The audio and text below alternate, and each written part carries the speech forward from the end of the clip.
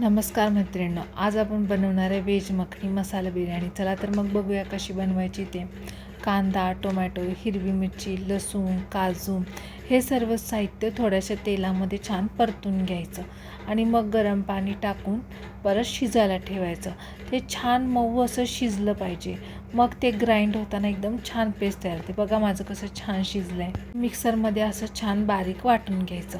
मग तेल टाकायचं कढईमध्ये आणि त्यामध्ये हा मसाला परतायला टाकायचा। मसाला परतताना त्यामध्ये तिखट पावडर, हळद पावडर, मीठ, गरम मसाला, थोडीशी आमचूर पावडर, धने पावडर हे सर्व साहित्य टाकून घ्यायचं आणि छान असं परतून घ्यायचं।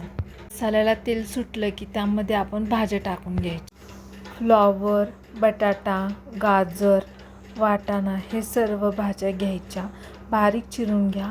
मी यावेळेस चाळणीवर वाफवून घेतले, जसे आपण मोदक वाफवतो ना तशा चाळणीवर वाफवून घ्यायच्या। पटकन शिजल्या जातात आणि टेस्ट पण छान येते। 2.5 वाट्या तांदूळ घेतला आहे, स्वच्छ धुवून घ्या। कुकरमध्ये 2 ते 3 चमचे तूप टाकून त्यामध्ये लवंग, थोडी मिरी, तमालपत्री टाका। मग तांदूळ टाकून छान परतून घ्या। थोडासा तांदूळ भाजून घ्या, मग मीठ टाका। यामध्ये 6 वाट्या गरम पाणी टाका आणि छान उकळी येऊ दे त्याला। पाण्याला अशी छान उकळी आली की मग गॅस कमी करा आणि त्यावर झाकण झाकून भात शिजायला ठेवा। असा भात मोकळा छान तयार होतो। आता बिर्याणीची लेयर करायला घेऊ। वरचा भात सगळा काढून ठेवा, थोडासा भात खाली ठेवा।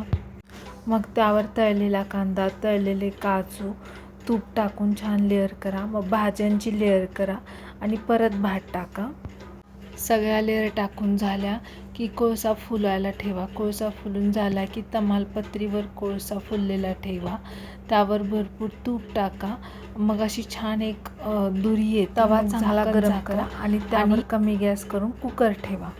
20 मिनिटांनी गॅस बंद करा आणि बिर्याणी तुमची सर्व करा। तयार आहे तुमची बिर्याणी।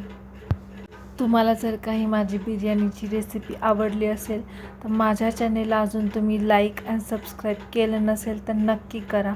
कमेंट करून नक्की सांगा। या रेसिपीचे डिटेल्स सर्व इथे दिलेले आहेत। Bye bye.